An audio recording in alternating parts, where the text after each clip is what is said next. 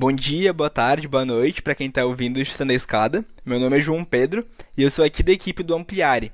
Nós somos uma iniciativa que acredita que a pós-graduação no Brasil em RI tem que ser urgentemente diversificada.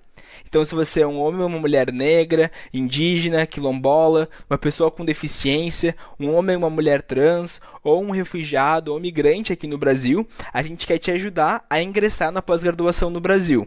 Então, a gente te convida a nos seguir ali nas nossas redes sociais, Ampliare, Amplie-RI, porque nós estamos com a chamada aberta para candidatos. E a gente quer te ajudar a desenvolver o seu projeto, se preparar para a entrevista e tudo que envolve esse universo do ingresso na pós-graduação aqui no Brasil. Obrigado. A escada é uma construção que serve para fazer um deslocamento vertical. Nem sempre é assim, mas tem um jeito de facilitar tudo isso. Elevador? Não.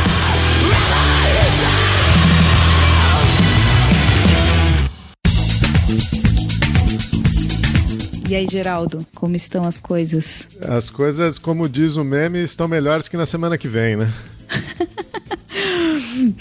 Por aí. Eu vi uma frase também que me falaram essa semana, falou assim, tá tudo tão ruim que falar que tá tudo bem é uma grande posicionamento político, né? Você já nem continua a conversa. Pra quem tá tudo bem, você fala que, não vou nem gastar meu tempo. Então é nesse clima que a gente começa aí o nosso papo hoje com o Mário Mantovani, né, que é diretor do SOS Mata Atlântica, ambientalista, tá aí nessa agenda levando porrada de vários governos já há muito tempo e topou bater esse papo conosco aqui para falar sobre a desastrosa não política ambiental do governo Bolsonaro, para a gente comentar aí o posicionamento também patético e cínico do Bolsonaro na cúpula do clima da semana passada com o Biden e falar dos desafios também do terceiro setor nessa agenda ambiental no Brasil, que acho que é uma tarefa que nunca foi fácil, né? Diga-se de passagem, mas que agora vocês têm apanhado mais do que o habitual, né?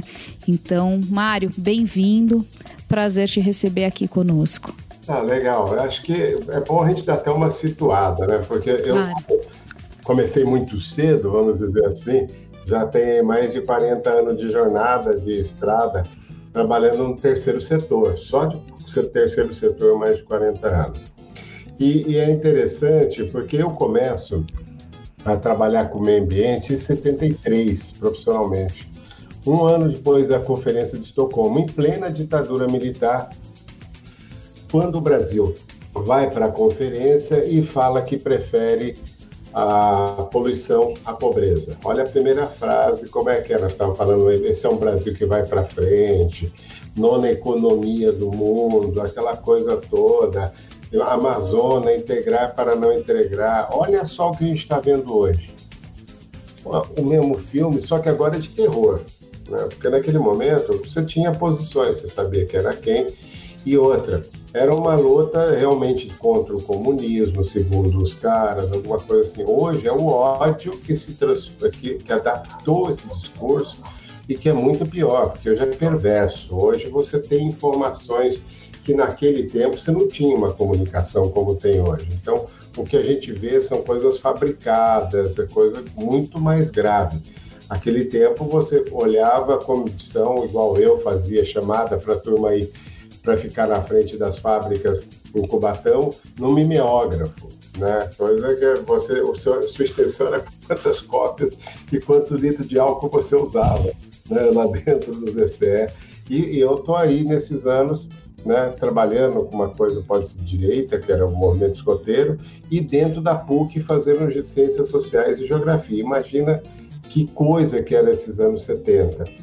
Mas aí, como resultado dessa conferência, nós tivemos Cubatão, tivemos aquilo que era, tudo que era ruim no mundo, despejaram aqui. E eu sempre vou fazer essa relação com hoje. Por exemplo, nos venenos, né? Tudo que está proibido no mundo, descarrega aqui. Então, olha só como é que faz. Naquele tempo, talvez como lá na época da agricultura, com a escravidão, dizia, olha, se acabar a escravidão, acaba a agricultura. Hoje a gente ouve a mesma coisa. Se acabar com a questão, se esse meio ambiente tomar conta, acaba com o agronegócio brasileiro. E é completamente distinto, porque hoje você tem cadeias de rastreabilidade, tem tudo. Então, Essas contrapontos que são importantes. Mas o que acontece? Chega nos anos 80, 81, no processo da redemocratização, o tema ambiental ganha uma outra perspectiva.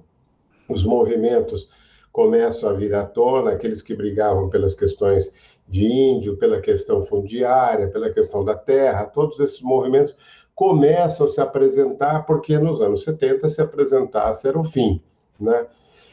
E aí você cria, por exemplo, o Sistema Nacional de Meio Ambiente, que é a base do que a gente está falando hoje, as competências dos estados, governos subnacionais, municípios, você tem os conselhos, e foi criado na ditadura isso é importante saber. O Conselho Nacional de Meio Ambiente é o órgão superior de um sistema, como é o SUS, que aparece 10 anos depois. Então, se você não entender esse processo até a redemocratização, quando vai para a Constituição, o capítulo de meio ambiente, a questão dos índios, olha agora que a gente vai ver. O cara que fala que segue as 4 linhas da Constituição, o primeiro tema que ele não cumpre é esse dos povos originários, que está lá, é mais do que escrito, escarrado, quando ainda nós tivemos lá o Ayrton Krenak pintando a cara de preto no plenário, dizendo, olha, nós estamos aqui fazendo um capítulo disso. Então, não tem bem as 4 linhas agora, porque um dos temas da Constituição é o capítulo de meio ambiente, que para 88 era o top da evolução global. Nenhum país do planeta tinha uma Constituição com capítulo de meio ambiente. E isso traz para o Brasil a Eco 92. E em 88 se escreve o documento, né, Nosso Futuro Comum, com a Gro Brundtland, que está aí até hoje nesse trabalho, e que põe muito dinheiro no Brasil depois com a Noruega, trazendo para o meio ambiente, com os países europeus, dinheiro que está parado no fundo da Amazônia, que o ministro tentou chantagear, não conseguiu usar e o dinheiro está bloqueado. 3 bilhões lá e ele está falando de 1 bilhão aí para quê? Né? Bom, evoluímos, chegamos na Eco 92, Brasil protagonista.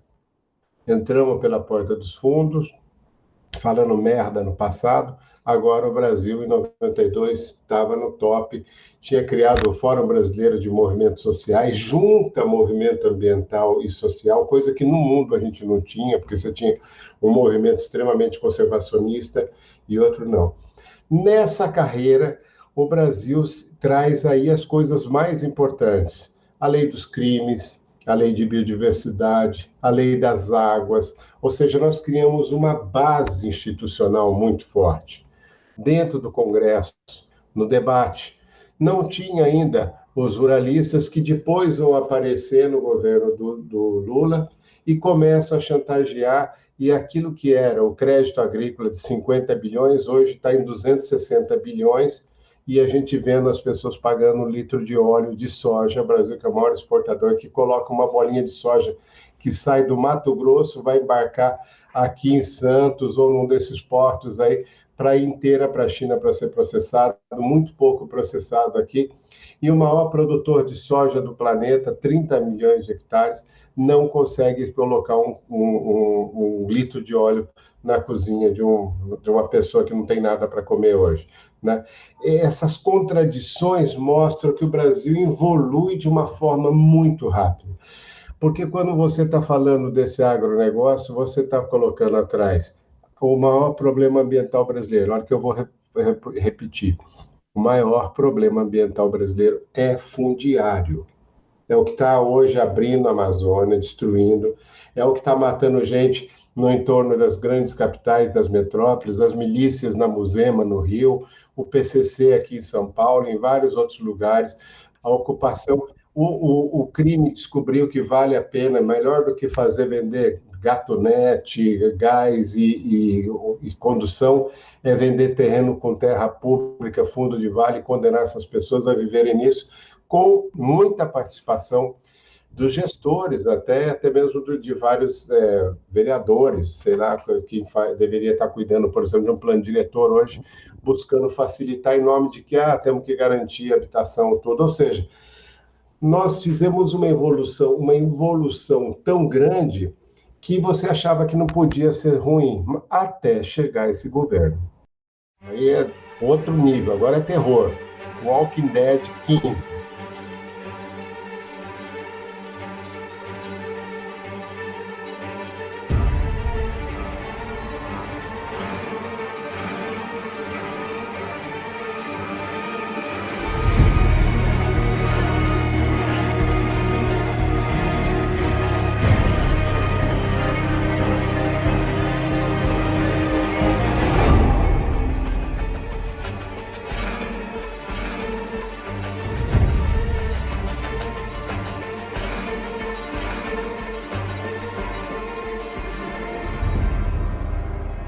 Eu acho assim, primeiro tem que desmistificar, né? O agronegócio no Brasil se comprovou ser muito eficiente, tem uma Embrapa que trouxe tecnologia, maravilha, ninguém é contra.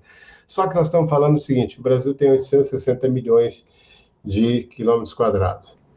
60 milhões de quilômetros quadrados está a agricultura, 30 para soja, né? 7 para cana, 7 a 9 milhões para celulose e tudo. E olha a diferença da celulose. A celulose é todinha produzida, recuperada, transformada e tudo feito aqui. A soja não. É o caminhão que vai levar um atrás do outro, o trem que não dá conta, a infraestrutura quebrada, o caminhão na estrada com coisa, todo o problema, né?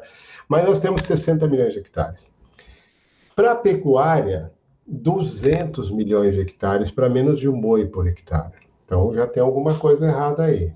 Se você colocasse 2 bois por hectare, você livraria, por exemplo, 100 milhões de hectares para poder ampliar a agricultura. Mas não vai acontecer, porque nós estamos falando de commodity. Quem define o preço de commodity é lá em Chicago.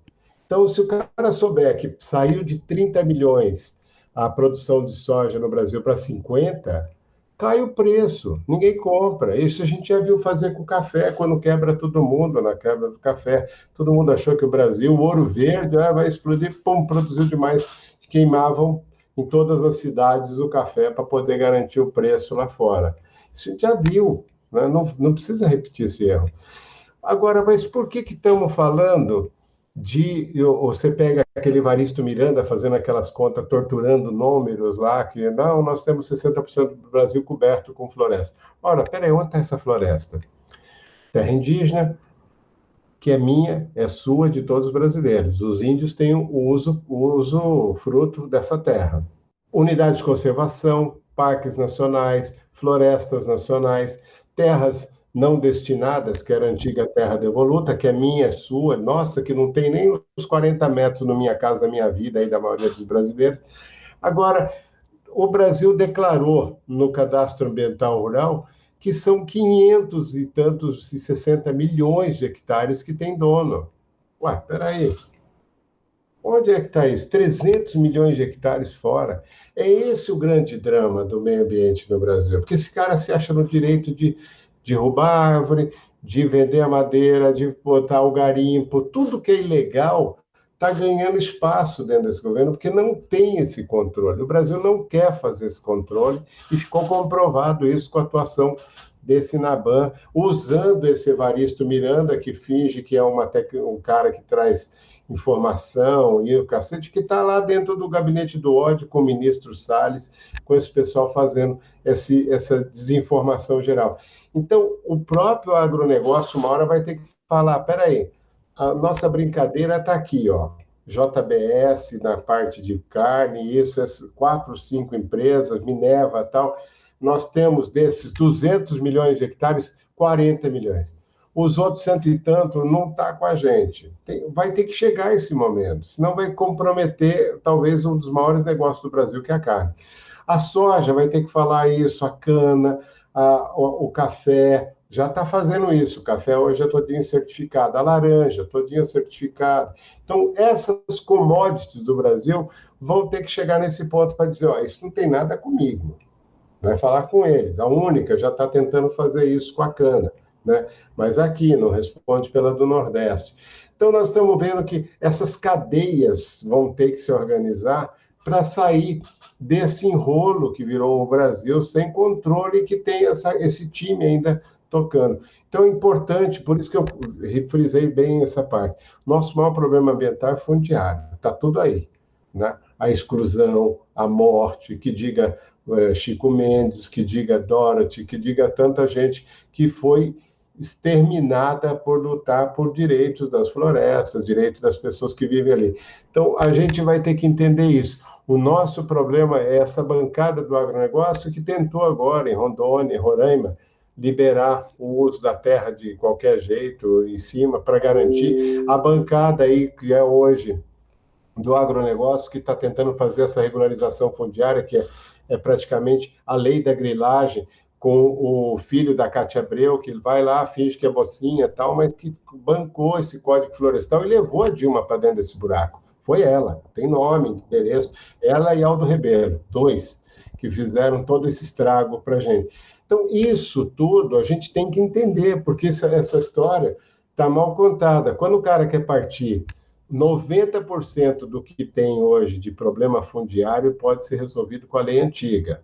Agora o cara quer mudar a lei para passar para 2.500 hectares para o cara que está com a regularização fundiária. Então tem rolo nesse negócio aí, meu. É um desastre sem tamanho. Isso vai pôr o Brasil na rota da destruição e o próprio agronegócio começa a perceber isso hoje. Então a gente tem que entender esses momentos. Mário, você quer explicar isso aí um pouco mais no passo a passo, cara? Que eu não sei se os nossos ouvintes acompanharam esse raciocínio que você fez.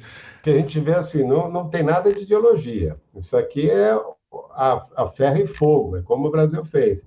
É a pata do boi, né? É o gado, lembra que isso nos anos lá, do começo da expansão, do expansionismo pelo interior do Brasil, era tocar gado, né? Tocava o gado e cerca gado, e cercava o gado. Você continua fazendo a mesma coisa hoje, né? Esses caras continuam colocando fogo na floresta, tira a madeira, bota fogo na floresta, joga o capim, bota um boi lá, depois tira e faz isso se transformar num latifúndio, né? Esse é o grande drama. Isso está numa fronteira agrícola. Você vai pegar no estado de São Paulo, onde já teve o ciclo do café, onde já teve ciclos econômicos antigos, então você tem uma estrutura fundiária um pouco melhor, mais estabelecida, mas ainda com grandes problemas, né? Tipo o Vale do Ribeira, com quilombos, Pontal do Paranapanema, que era terra devoluta, e que esse Naban começou a sua carreira do crime ali. Então você vai ver um pouco, isso eu estou falando em São Paulo, hein, que é estruturado, né, que tem cartório em todas as cidades, que é tudo digital hoje. Então nós não estamos falando de coisa no faroeste, na fronteira da bala, nós estamos falando aqui, né? E imagina isso quando transporta para outras partes. O que a gente percebe, por exemplo, quando você pega um setor que se estrutura como o setor da celulose, que tem certificação como o FSC, que tem um controle muito rígido para coisa que vai entrar na fábrica e tudo, que tem o seu plantio, tem o seu fomentado que faz um trabalho. Talvez muitas cooperativas do Brasil façam isso também hoje, com produção de porco, com produção de galinha e tal, já começa a mudar, porque ele sabe que está sendo monitorado. Uma grande empresa que exporta, aí vamos pegar a antiga Sadia, depois que quebra, aí a Perdigão compra, essa história toda. Bom, esse pessoal que tem verticalizado ou, de certa forma, a sua produção, esses já fazem seu rastreamento, porque é assim que eles se apresentam. O que nós estamos falando é de fronteira, né? É de um caso que começa com os estados, né, com o INCRA destruído. Você imagina destruir o INCRA que colocou esses assentamentos na Amazônia não tem nenhum controle, né? E hoje, quem está querendo fazer isso, já fez isso lá no estado dele, o Irajá, fez esse tipo de coisa. Ele foi o cara que cuidava do Instituto de Terras do Estado. Ué, por que um cara desse, senador hoje, vem fazer um tipo de proposta como essa de regularização, que não é regularização? Então, assim, as cadeias que são rastreadas, vamos dizer, inclusive a própria soja vai ter que fazer isso. O Blairo, que eu fui levar a motosserra para ele, já não faz mais isso. E você me perguntasse por que você levou a motosserra, naquele momento era terror. Hoje o cara tem uma cadeia estruturada, faz isso, faz aquilo. tá dentro do coisa, ele chama para si esse tipo de coisa, assina Handle Table, foi em todos os eventos internacionais, viu o que está acontecendo, já chama a atenção dos outros, dizendo, não vem fazer merda aqui no meu território, que você vai comprometer meu negócio. Eu estou dando nomes, como eu falei o nome do Aldo Rebelo, como eu falei o nome do Irajá, estou dando esses nomes, porque esses caras, eles perceberam, fizeram um movimento diferente. Mas deixa eu te interromper aí. Isso é uma pressão internacional por certificação, por uma própria mudança do negócio que passa a exigir, né, critérios, às vezes, de sustentabilidade, de rastreamento, e aí, portanto, a gente precisa se adaptar para continuar vendendo nosso produto lá fora? É uma demanda externa ou é uma... Duas coisas, o cara percebeu que vai dar merda mesmo, então ele falou, eu não vou entrar nessa turma aí. Define vai dar merda, por favor. Vão matar a gente, vai ter um crime, se imagina um cadáver desse, outro Chico Mendes. O Chico Mendes foi a virada que a gente teve. Foi quando o mundo olha para a Amazônia de um jeito. A morte do Chico Mendes pode-se dizer um divisor de água no Brasil. Dorothy foi um problema para o Pará, mas o Pará esquece isso rápido, né? Então, você tem, lógico, lá fora, essa pressão não tem mais volta, gente. Hoje você tem satélite para todo lado, você tem um Map Biomas aí com o Google mapeando 30 metros e com o Planet, com essa rede de satélites aí de baixa altura fazendo isso. Não tem mais coisa que você esconda hoje. Então, esse pessoal percebeu isso. A mesma tecnologia que ele põe o trator para arar milhares de hectares é a tecnologia que monitora ele hoje. E ele sabe que isso vai ser chamado uma hora. Vai ser hackeado, sei lá o que vai acontecer. Ele não quer entrar nessa. Agora, esse é o cara que entende. Mas tem um monte de gente que fala assim, eles se deram bem, por que eu não? Esse é o pior modelo, né? O cara que está solto, o cara que é o pistoleiro, que é contratado, que contrata o pistoleiro, esse é o terror. E esse governo entrou para valorizar esse tipo de gente. Não foi para as cadeias, porque as cadeias que estão estruturadas estão rezando para esse cara ir embora daqui, que senão vai dar mais merda ainda, vai ser pior. Então, eles já estão começando a falar, não tenho nada com isso. A própria Tereza Cristina, você não vê ela igual ao ministro Salles, ou igual ao ministro da Saúde, ou igual o astronauta perdido no espaço. Você não vê nada disso. Você vai ver quem? Você vai ver ela ali na dela, porque ela sabe que ela está conversando com gente grande, com gente que pensa. Né? Nós estamos falando de um governo que é desprovido de cérebro, é desprovido de qualquer sentimento de compaixão, tem verdadeira paixão pela morte, né? Que quer a arma. Então, você está falando de um bando que tomou parte desse país com outro pensamento diferente do que o mundo está andando. Né? O próprio Biden agora, vendo lá a questão da arma, como os malucos lá do trumpista saem atirando em todo mundo, isso vai acontecer aqui, já está acontecendo. Você pegar o Rio de Janeiro, nada diferente. Toda semana tem uma criança morta, ou pelo crime ou pela polícia. Então, nós temos que ver essa coisa. Isso não separa o que acontece no Rio do que acontece lá no extremo do Pará. Não separa o que está acontecendo com a Muzema com o que está acontecendo com o cara que está grilando terra nossa. O problema é a escala. Né? Isso que vai dar um problema para o Brasil. Então, nós temos hoje cada milímetro do chão rastreado e medido. Nós temos hoje as propriedades todas que têm que ter o CPF que ninguém tem até hoje. Nós estamos pedindo o CPF de quem fez aquele cadastro, porque aí você vai poder descobrir muita coisa. Também não tem. Então, você não tem mais transparência, você não tem mais os conselhos, por exemplo. O Conselho Nacional de Meio Ambiente foi desestruturado. Por quê? Para passar a boiada. O Chutando a Escada conta com apoio financeiro dos seus ouvintes. Para saber mais, acesse chutandoaescada.com.br/apoio.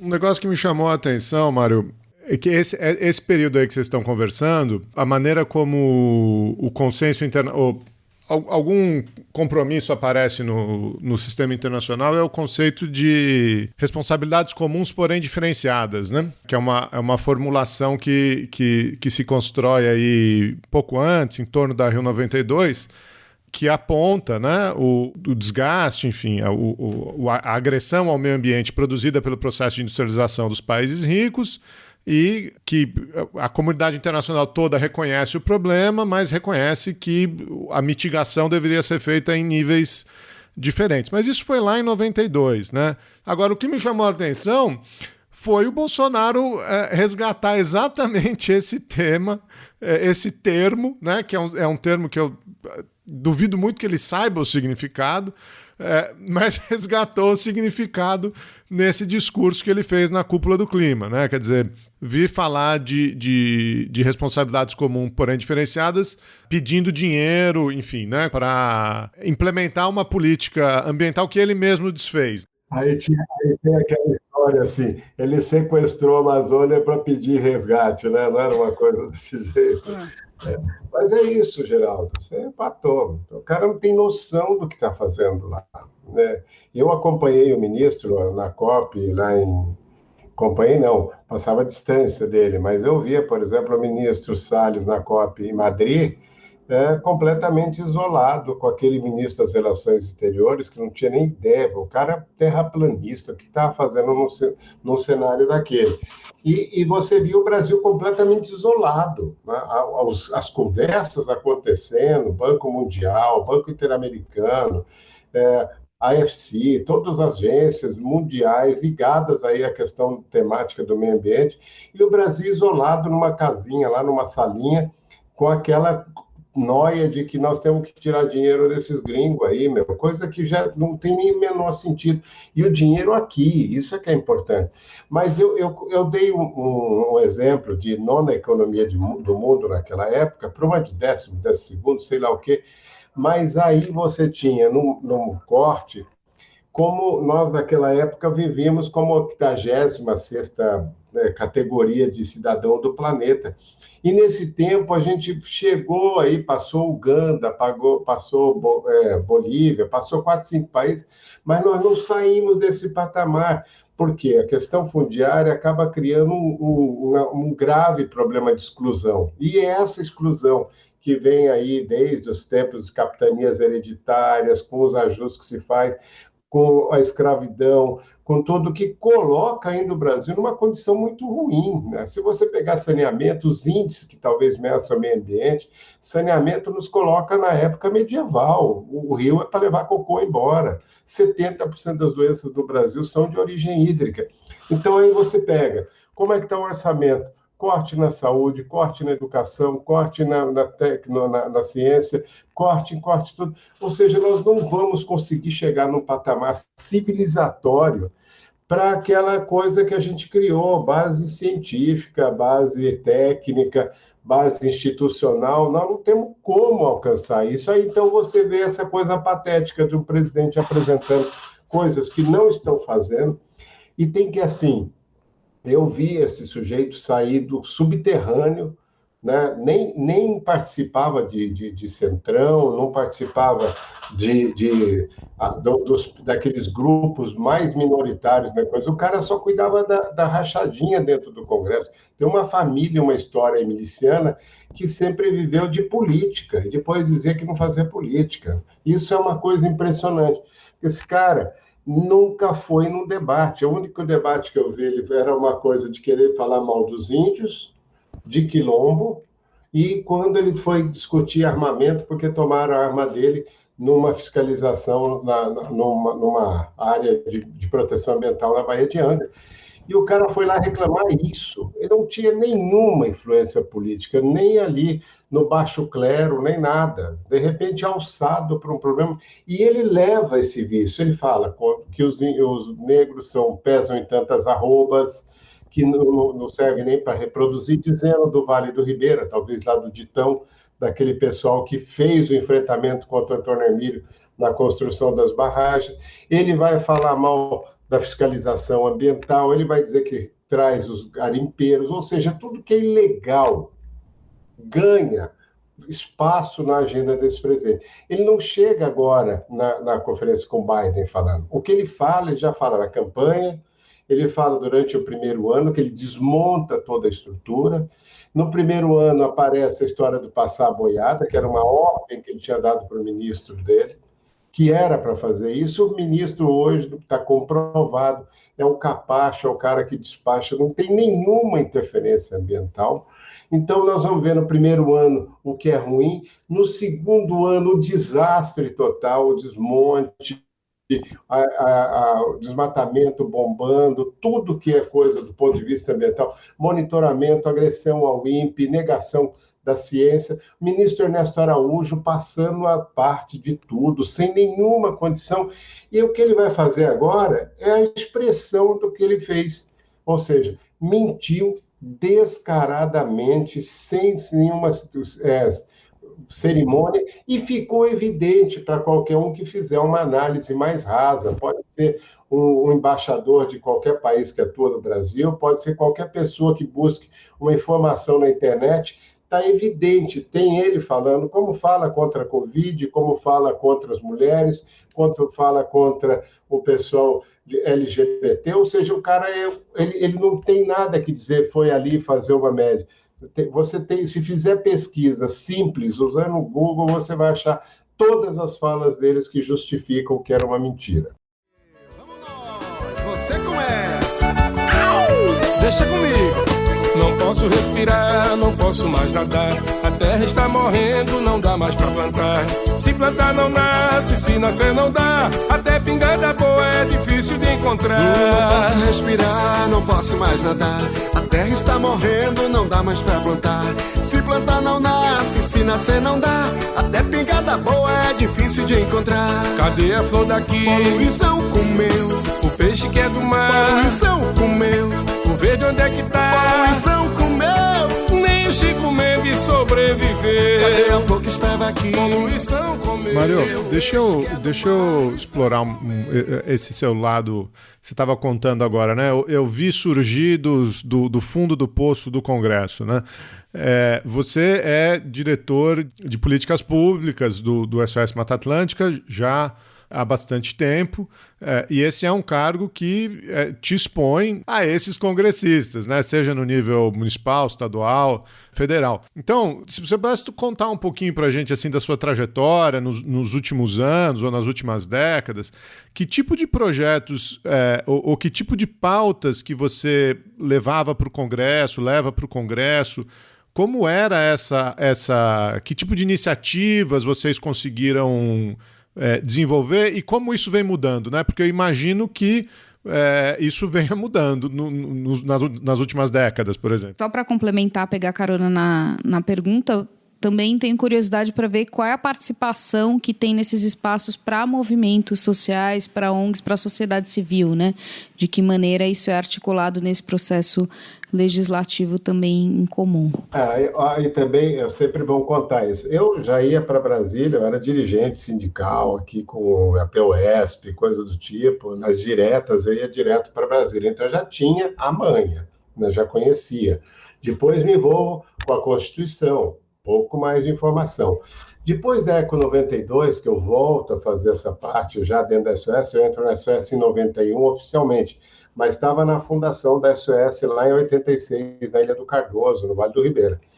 Bom, como é que a gente fazia? Eu estava ali com uma missão de fazer a lei da Mata Atlântica. Estava lá na Constituição, que era patrimônio nacional, vamos fazer uma lei. E olha como era ruim, na época, na Constituição, nós colocamos Mata Atlântica, Amazônia, Pantanal, não colocou Cerrado, não colocou Caatinga. Imagina como é que pode, não tinha conhecimento, nem da Mata Atlântica, tinha mais informação fora do que aqui. Nós começamos a trabalhar com o INPE nesse momento, olha que interessante. Trazemos a primeira forma de monitoramento que existia aí de floresta, se desenvolveu aqui essas metodologias e todas.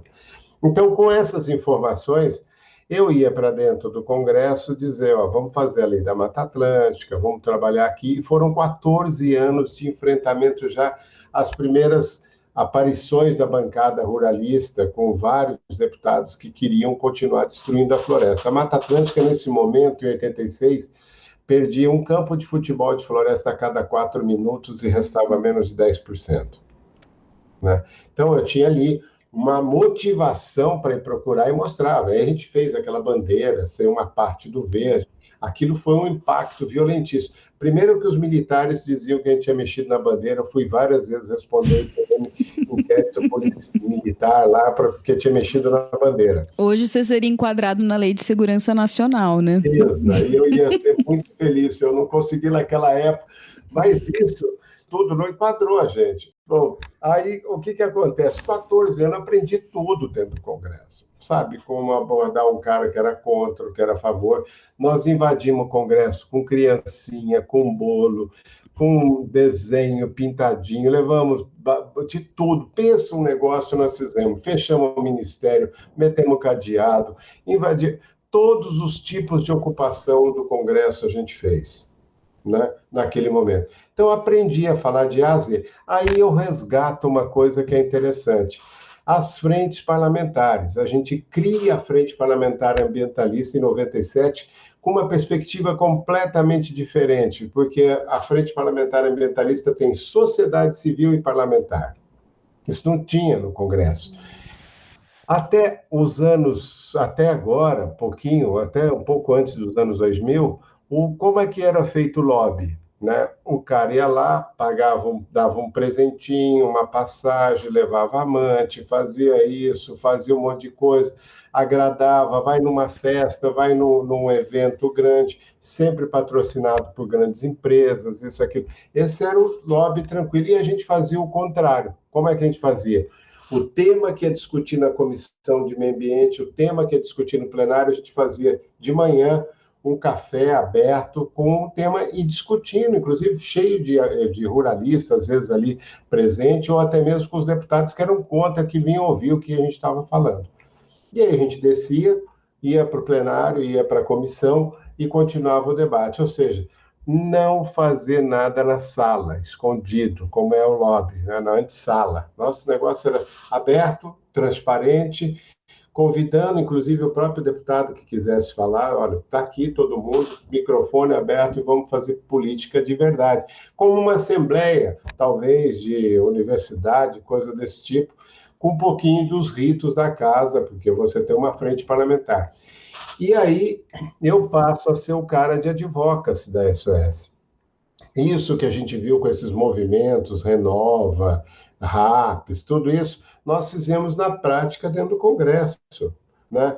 E foi interessante porque nós criamos um jeito de fazer política que até hoje a gente usa. Toda quarta-feira tem uma live sobre um tema que está rolando em Brasília, a gente traz, fizemos mais de 60 encontros nesses 2 anos, se você entrar lá na página frenteambientalista.com.br, você vai ver todos esses debates claramente com posições, convidados, né, do Carlos Nobre até o maluco que abraça Samambaia, e a gente traz porque a gente quer ouvir todo mundo. Fala que o Samambaia, sei lá, os biodesagradáveis, como o pessoal chama. Então, isso é um jeito de fazer política diferente. E aí a gente criou as frentes estaduais, criou a frente dos vereadores, e com isso a gente traz o debate de Brasília nos estados, interage, e muitos desses deputados que eram coordenador de frente no Estado, hoje está como deputado federal, quem era deputado federal está como secretário de Estado agora, ou seja, a gente consegue fazer um jeito de política diferente, não aquela que ainda se tenta fazer aqui escondido, decidindo. Eu me lembro quantas vezes ia em Brasília, o pessoal estava todo lá no restaurante mais chique, que era 300 conto naquela época para você comer, e eu falava, mas não vamos fazer isso, nós não temos grana para fazer isso. Só quem tinha grana era dono de transgênico, era dono de empresas que financiavam equipamentos, quem queria fazer essas mudanças na legislação e coisas assim do tipo interessante já. O cara chegava para a gente e falava, vamos chamar os ambientalistas, 5% de embalagem vai ser para educação ambiental. Você falava, que legal, vamos fazer isso. Aí, dali a pouco, alguém ligava e falava, Mário, porra, o que vocês estão fazendo? O cara veio aqui pedir que se eu desse tanto para ele, ele ia tirar o projeto de lei. Então você começa a entender como é que é o jogo na casa. E foi assim que eu acabei ficando dentro do Congresso e vou continuar. Eu acho que é uma coisa que nasci para isso. Se puder mapear para a gente o tamanho dessas bancadas, né? Porque tem uma diferença não só de financiamento, de recursos, também de estratégia, mas a gente vê uma desproporção enorme, né, nas bancadas hoje, que já não é uma novidade desse governo, né? Já gradualmente, a cada eleição, inclusive nos governos do PT, a gente viu um aumento da bancada ruralista, né? Então é uma tendência aí do legislativo, ela vem crescendo, né? Como que está essa proporção em termos de tamanho aí das bancadas dos ruralistas versus dos ambientalistas, para a gente entender os jogadores aí desse... Não tem nem jeito de falar, você tem um agronegócio irrigado por 260 bilhões. Né? Então, já por aí. Você tem uma casa no Lago dos Ruralistas, que se encontra toda terça-feira no almoço e nas salas lá para conversarem. É o oposto do que a gente faz. Né? Você tem lá e também não tem muita gente que... Se você entrar no Google e escrever frente ruralista e frente ambientalista, nós estamos ali no pau a pau. Acho que a gente só perde hoje para a evangélica. Essa sim, grande e forte, né? Porque isso tem um impacto nesse governo agora que chega a ser... Essa questão dos costumes ganhou muito espaço. Né? A bancada ruralista começa a cair na real, quando percebeu que esse maluco que está de plantão hoje está pondo em risco o agronegócio. Né? Vai ter aí, do ponto de vista do comércio internacional, a gente já ter ficado fora, né, das questões aí do acordo, né, de livre comércio, quando a gente já começa a perceber que é tudo rastreado, até a própria China, que comprava de qualquer coisa, de qualquer preço, se onde tivesse qualquer produto natural, hoje já começa a falar, peraí, nós vamos ter que ver a nossa pegada aqui, isso não pode ser somado. Então, já tem uma outra perspectiva e começou a impactar no agronegócio. Aquilo que era passar a boiada, por exemplo... O Código Florestal, que foi o maior embate que a gente já teve até hoje, eu acho que não teve outro, e a Dilma foi chantageada de todos os tipos, está tudo registrado, só basta ver a história do Código Florestal, até o veto da Dilma foi na base da chantagem. Né? E aí, quando você tem esse grupo que invade agora, por exemplo, com o Naban, que é ultradireita dentro do Ministério da Agricultura, até em contraponto a Tereza Cristina, que é ministra da Agricultura. Não é a mesma turma, ele é o DR, aquela coisa mais atrasada da questão da terra. E esse cara vem sabotando, nesses 2 anos e meio, o Código Florestal com a regularização fundiária, que estava previsto, que era o principal instrumento do Código Florestal, o CAR, Cadastro Ambiental Rural e Plano de Recuperação Ambiental. Quando os caras fazem isso, eles destroem essa base.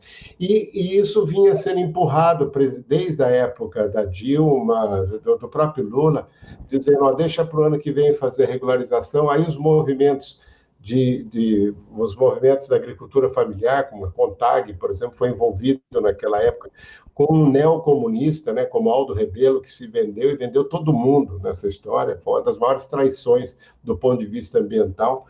Quando você tem esse momento de ruptura, e quando você vê essa ultradireita, né, quase que colonialista, você tinha aí um movimento, talvez, um dos mais atrasados que a gente tinha, talvez as oligarquias rurais, mas a oligarquia antiga era de um coronel com as suas concubinas, com as suas coisas ali.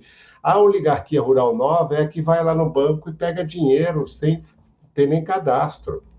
A oligarquia rural nova compra caminhonete, compra tecnologia, compra trator de 1 bilhão, coisa do tipo. Então, é muito mais perversa. Você tem hoje um trator ligado no satélite à escola agrícola, a escola no meio do mato ali, a escola na cidade, onde o filho do trabalhador está, não tem uma internet para acesso. Então, esse modelo de exclusão ganha um salto no Brasil, com bilhões despejados. E não é... Eu acho que é importante a gente falar isso, porque, assim, a bancada ruralista está ali. Eu quero uma estrada. Então, além dos 260 bilhões, uma estrada. Eu quero um posto de saúde, eu quero uma escola para o trabalhador, eu quero uma delegacia, eu quero segurança. Tudo isso você vai pondo na conta. O caminhão que sai com o cara arrebitado lá para vir trazer no porto e que bate e volta direto para trazer a soja, isso não conta na lista. O que ele está usando, uma estrada que ele está destruindo com peso, que esse cara está ganhando pouco, um equipamento como um caminhão que custa aí quase 1 milhão, né?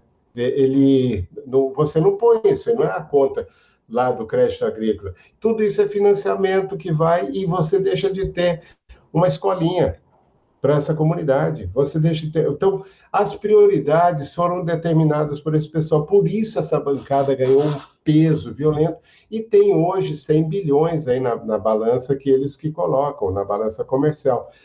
E o que o ambientalista fala? Vocês não plantam nem o arroz que vocês comem, vocês não plantam... E aí vem com aquela coisa, vocês querem impedir o Brasil, esse tipo de coisa. Então, mas a bancada ambientalista, ela tem uma coisa legal, ela tem esse histórico e tem essa capacidade de articular. Então, um pouco isso. Eu dei exemplo de como funciona essa bancada, porque é desproporcional, não tem nada a ver. Eles têm 20, 30 consultores e tudo, nós temos 2, eu e a menina que trabalha comigo, para ordenar e fazer as atividades da Frente Parlamentar Ambientalista. Então, não se compara nisso. Mas nós ganhamos de muitas outras frentes que existem dentro do Congresso que não conseguem nem se reunir. A nossa está lá reunida e público. Isso que é mais importante. Só para a gente ilustrar aqui a complexidade, né, do problema.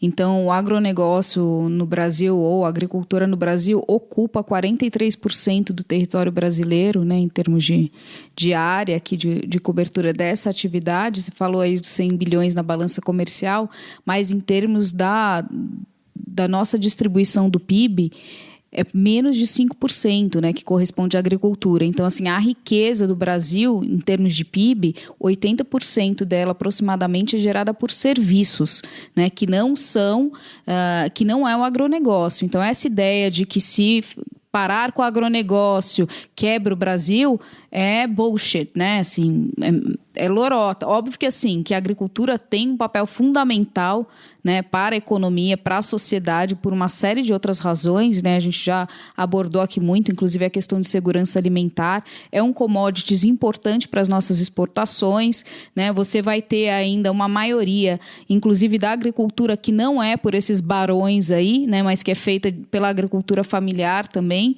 Então, você tem uma série de produtores que ficam de fora, né, que não vão ter acesso a esse lobby, porque não é o lobby da agricultura, é o lobby do agronegócio bilionário, né? São poucos, na verdade, os nomes que estão por trás de todas essas políticas e são os principais beneficiários. Então, não é nem uma questão de agenda, né? Mas é uma questão de atores e de favorecimento do capitalismo aí a essa meia dúzia aí de grandes latifundiários, né, que detêm o controle político e que, portanto, têm mais acesso a esses recursos, porque esses próprios fundos, né, que você colocou, eles não vão ter uma distribuição para o pequeno agricultor, né? Então, que fica prejudicadíssimo, né?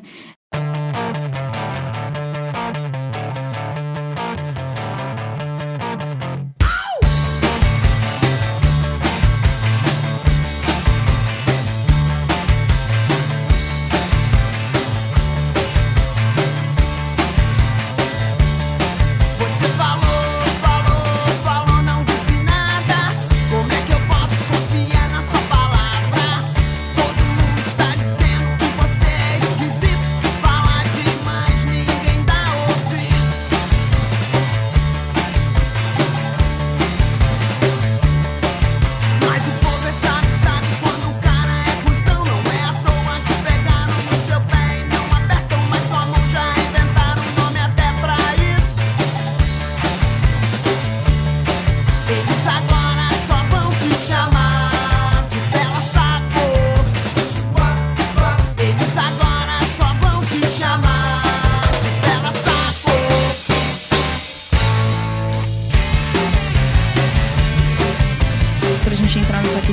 institucional, né, que acho que é uma característica bem forte desse governo, né, não só em termos de agenda, mas ele se instrumentalizou para poder facilitar aí essa passada da boiada e esse desmantelamento de uma estrutura que a gente tinha que era precária, né? Vamos combinar que nunca foi a prioridade do Brasil a proteção ambiental, né?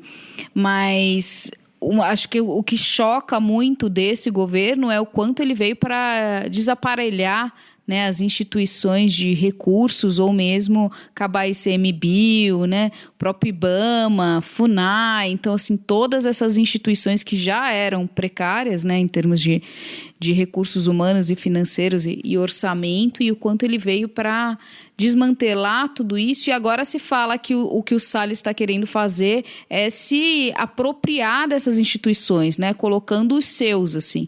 Que acho que é um personagem que, você falou aí de um capanga, né, dessa política toda, mas que tem tido um protagonismo aí grande, né, assim, uma figura perigosa.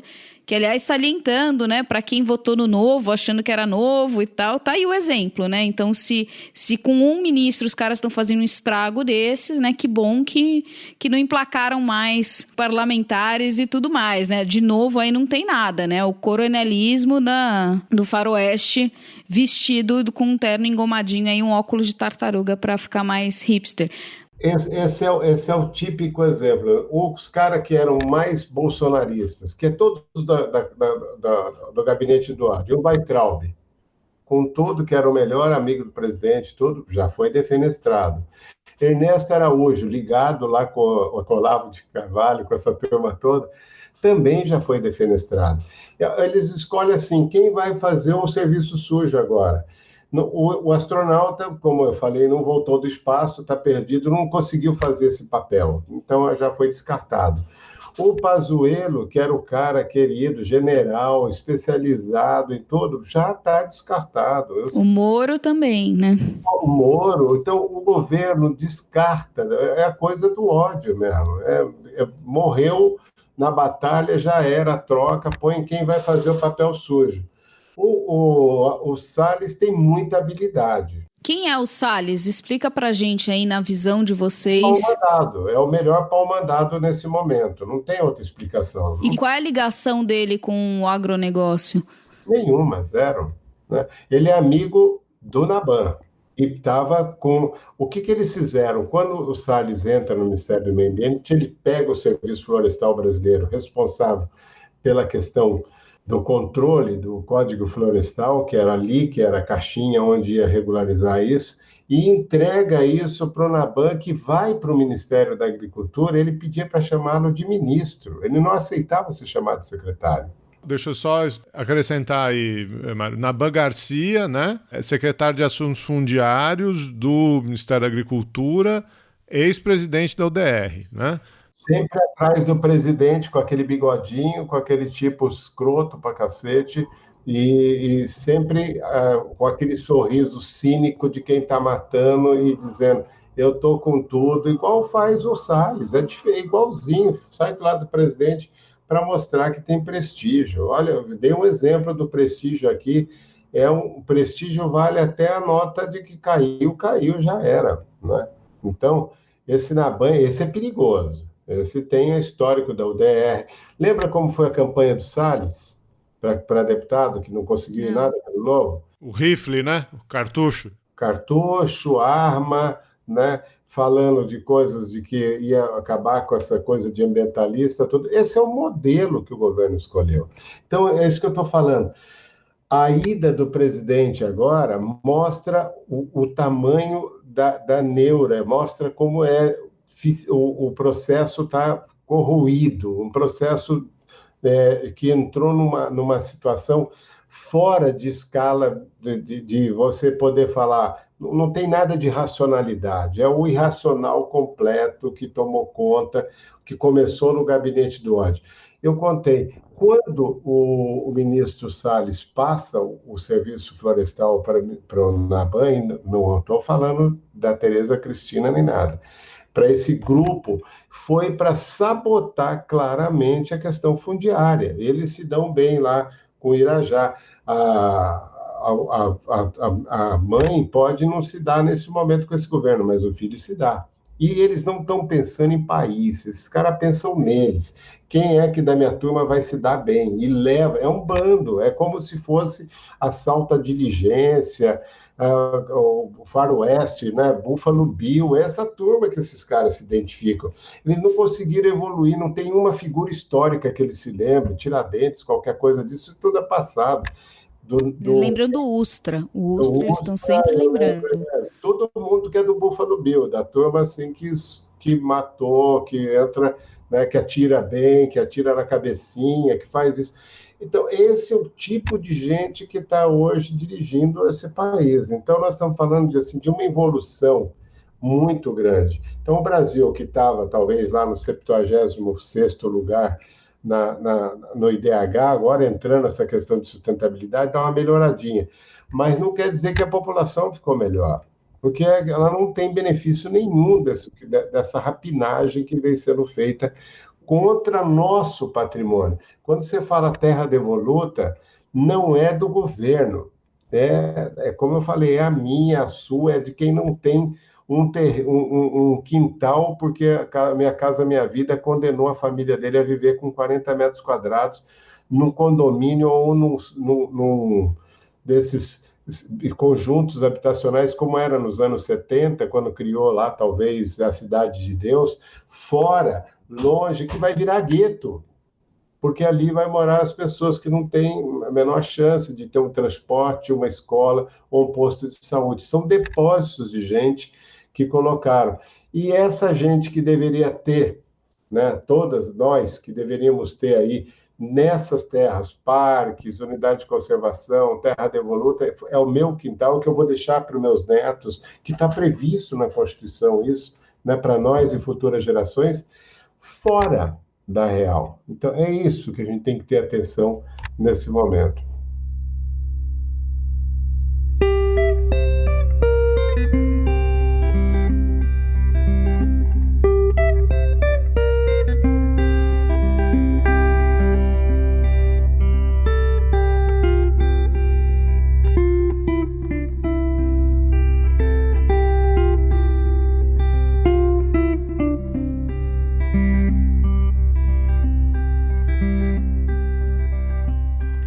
Ó donos do agrobis, ó reis do agronegócio, ó produtores de alimento com veneno, vocês que aumentam todo ano sua posse e que poluem cada palmo de terreno e que possuem cada qual um latifúndio e que distratam e destroem o ambiente.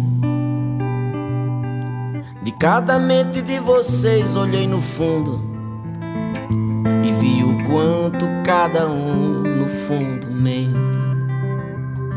Vocês desterram povaréus ao léu que erram e não empregam tanta gente como pregam. Vocês não matam nem a fome que há na terra, nem alimentam tanto a gente como alegam. É o pequeno produtor que nos provê e os seus deputados não protegem como dizem. Outra mentira de vocês. Você ressaltaria algum outro tema do movimento ambientalista brasileiro, além da questão fundiária? Acho que a questão fundiária talvez seja o pai de todos, ou a mãe de todas, do jeito que você está descrevendo. A mãe de todas, mas você quer ressaltar algum outro tema? Quer deixar algum outro lembrete aí para os nossos ouvintes? Eu volto ao que a Carolina falou da questão institucional. Quando você tem, a gente contou aí o grande, né? No varejo, que também tem grande importância, quando você tem um Cisnama criado em 81, lá com os militares, que é um órgão superior do sistema, que você tem definidas todas as competências, você acaba com o Conselho de Meio Ambiente, você acaba com o conselho que vai avaliar como é que estão os investimentos no Fundo Amazônia, ou seja, esse desmonte ele acontece em cima, no macro, mas ele acontece nas atitudes do dia a dia. Quando você coloca um militar de plantão na porta para não deixar um cara entrar representando o município, como aconteceu na última reunião do CONAMA, o cara deu porrada no cara que foi eleito para estar representando ali o conselho, né? Quando você começa a desmontar isso e aparelhar, né, dentro do ministério, a gente nunca viu isso, né? Nem nos militares, é isso que eu estou falando. Então aí já vão para os pequenos poderes.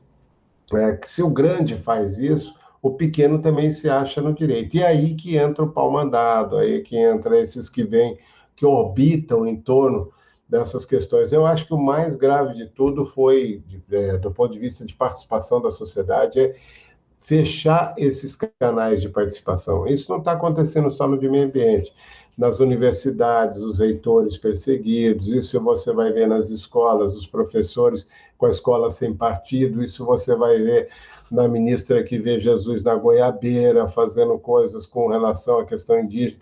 Quando você leva uma índia que não é índia, que está ali já domesticada por processos para dizer que está amigo do índio, quando você anda com um cara como guarda-costas e diz que, tá vendo, eu tenho o meu negro para chamar de meu aqui e tal. Quando você vê essas coisas que no varejinho parece pequeno, mas isso dá sinais para aquele pessoal que não consegue entender essa política grande. Então, esses sinais, eles são terríveis, porque aí mostra que a força do ódio, aquela coisa, né, que aparelha, por exemplo, a questão das igrejas evangélicas, esse neopentecostais, sei lá como poderia chamar esse time que busca o dinheiro, que tem que manter aberta a igreja para poder arrecadar o dízimo, que não tem nada de ver com a questão da Covid. Então, esses exemplos pequenos, eles são tão terríveis quanto esses. E aí, quando você justifica que você não pode comprar 1 quilo de carne porque tem demanda da China, quando você não pode comprar 1 litro de óleo porque o preço tá vinculado com exportação, ou quando você fala que não pode comprar 1 litro de gasolina, ou o dólar, porque o dólar aumenta, o preço é internacional, o álcool não está... Todas essas coisas que formavam, talvez, uma classe média que ascendeu, né? Eu diria a classe pobre, que não tem média, é rico e pobre no Brasil. Quando esses poucos pobres ascenderam a alguma capacidade de consumo de um celular, isso, aquilo, outro, que podia estar hoje conectando, estudando e não consegue fazer isso, você acaba criando aí talvez o caldo de cultura para os grandes desastres. Arma esse sujeito. Então, olha, você tira, né, essa própria justiça. Então, a gente está falando em níveis diferentes, mas que tem o mesmo resultado, um desastre para quando você fala em civilidade, quando você fala em humanidade, quando você fala em coisas que são importantes para quem está vivendo no século XXI. Então, nós estamos desconectando essa imensa maioria dessa possibilidade de ter um patamar civilizatório. Nós estamos instalando a barbárie e sobrevive aquele que tiver mais arma, 600 cartuchos, tantas armas, autorização, e de uma forma muito sacana. Você autoriza clube de caça, não tem nada com clube de caça, isso é para caçar gente, né? Para matar e morrer. Então, nós estamos falando de um outro mundo, não estamos falando mais de civilidade, nós estamos falando de barbárie, né? Então, é um pouco isso que eu queria colocar. Tem níveis.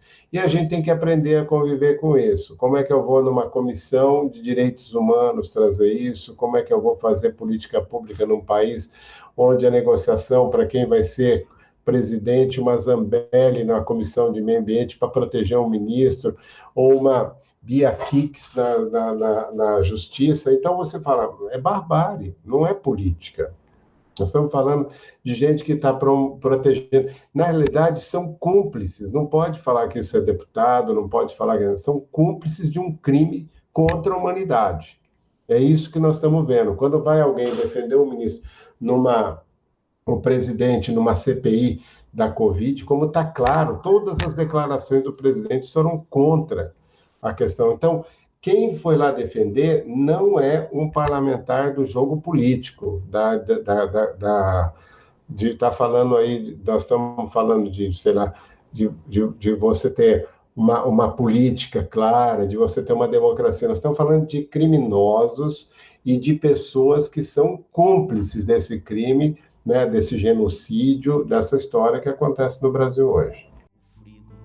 A multi de transgene e agentes químicos que bancam cada deputado da bancada. Até comunista cai no lobby antiecológico do ruralista, cujo clã é um grande clube. Inclui até quem é racista e homofóbico. Vocês abafam, mas tá tudo no YouTube. Vocês que enxotam o que luta por justiça. Vocês que oprimem quem produz e que preserva. Vocês que pilham, assediam e cobiçam a terra indígena, o quilombo e a reserva.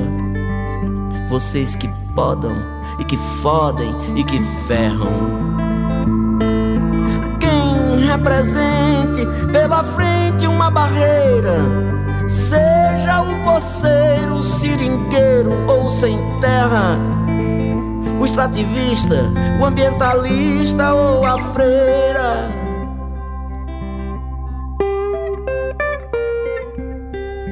Acho que, né, disso tudo a gente pode pelo menos desistir dessa política institucionalizada aí pelos próximos um ano e meio, né, no mínimo que falta. E aí vale refletir o que a gente pode fazer enquanto sociedade civil, né? Que acho que tem esse outro contraponto aí. Acho que para encerrar da minha parte, eu gostaria de te ouvir sobre esse engajamento, né? Porque a SOS não só atua seguindo aí a política com essas atividades importantes de lobby e de acompanhar Brasília, mas também tem um engajamento fundamental aí com a sociedade civil, né? E que a gente vê no Brasil, infelizmente, um baixo engajamento, né, com as causas ambientais, quando a gente compara, inclusive, com outros países onde há uma tradição maior, né, tanto de financiamento quanto de engajamento. Então, queria que você te pedir aí para talvez encerrar, mas falando o que nós, enquanto sociedade civil, a gente pode fazer, enquanto a gente não pode reeleger, né, já que não dá para tirar esse governo, que o impeachment está difícil de sair, e enquanto a gente não consegue também pensar em quem a gente vai eleger, mas acho que a gente tem umas responsabilidades muito grandes, né, não só com essa política, mas com a agenda ambiental, né? A gente falou bastante aí do agronegócio e da agropecuária, e vale lembrar que 75% dessa carne que a gente fica apostando, né? Daqui a pouco a gente entra em junho, mais uma temporada de queimadas, de alta de seca, né? Na Amazônia, de queimadas, e a gente fica postando aí no Twitter e no Instagram fotos das queimadas, dos animais mortos, como se isso fosse um problema de Brasília, um problema de quem compra essa carne lá fora. Mas 75% dessa carne criminosa é de consumo interno, né? Então, só para exemplificar o quanto, no final das contas, nós, cidadãos e cidadãs, somos altamente responsáveis por tudo isso, né? Muito fácil terceirizar e não olhar que a carne que você come é essa carne que vem da foto que você fica postando ali indignado, né, com os animais, e por aí vai, né? Uma responsabilidade muito concreta e muito cotidiana, né, nessa agenda ambiental. Então, queria te ouvir aí qual que é seu recado para a sociedade civil nesse momento que a gente tem obrigação de fazer, né, e dá para fazer. Bom, primeiro é não desistir de fazer política, jamais, né? A gente aprendeu o que a gente conseguiu fazer até hoje, da resistência, de enfrentar a ditadura, de fazer momentos, foi fazendo política, e tem que fazer política sim. Qualquer ato nosso, aí, como você falou, um ato de consumo nosso é um ato político, não adianta falar, não tem nada com isso, tem sim, né? Tem que deixar bem claro isso. Você pode estar concordando com isso ou você está multiplicando esse tipo de coisa. E muita gente hoje usa esses canais da comunicação. Eu tinha até separado um pouco para falar da questão da comunicação, porque aí também tem um outro grave problema. A gente vê hoje, por exemplo, o pessoal quando fala da forma com que você fala de um Salles, você está mais promovendo esse cara, porque para ele as organizações estarem denunciando é um jeito dele se promover, isso infla o ego desses caras, tá vendo como eu sou bandido, como os ambientalistas me odeiam? Então a gente precisa saber fazer essa política, usar os canais, fazer registro dessas denúncias, colocar, porque isso um dia vai chegar essa conta. Então, nós estamos usando hoje as frentes estaduais, as frentes com os vereadores, formando uma geração de política. Eu me lembro do Rodrigo Agostinho, que é um deputado que está hoje como a Frente Parlamentar Ambientalista, começou na SOS Mata Atlântica com 14 anos, monitorando água, fazendo plantio de árvores, criando o Clique Árvores, fazendo coisa. Então, um cara que se preparou, teve 2 mandatos de vereador, 2 mandatos de prefeito, e depois chega em Brasília e faz um trabalho bem feito como esse. Não é esse pessoal que sai como uma Zambelli que cuidava do banheiro na frente da Fiesp e hoje é uma deputada que está lá fazendo esse tipo de coisa. Nós não estamos falando desse tipo de gente, isso não é político, né? Como falei, isso são todos cúmplices. Quem faz política, que aprende, que vai numa Câmara, vê como o seu vereador está votando, como é que escolhi o meu deputado estadual, o meu deputado federal, um cara que tem história, que posso ver hoje se você tem 10 aplicativos que contam a vida de cada um desses deputados. Não é possível você continuar escolhendo essa merda que você escolheu até hoje, né? Então, tem a responsa, começa a fazer uma política de consequência, né? De atos políticos que você tem que fazer, que são bons. Ah, mas político nenhum presta. Esse é o pior tipo de gente, porque esse nega tudo o que está acontecendo e se coloca também como um cúmplice. Todo político é ruim? Não, não é. Tem político que precisa, nós precisamos da política, precisamos de um Congresso forte, precisamos de uma democracia que se faça na sua plenitude, não para alguns, como a gente está fazendo hoje. Quando a gente traz uma denúncia como essa aqui, é porque a gente vê que já fizemos de alguma forma certa. Muita gente morreu na ditadura para que esse país se libertasse, muita gente participou dos movimentos de direta, muita gente conseguiu estar na Constituição, muita gente evoluiu para isso.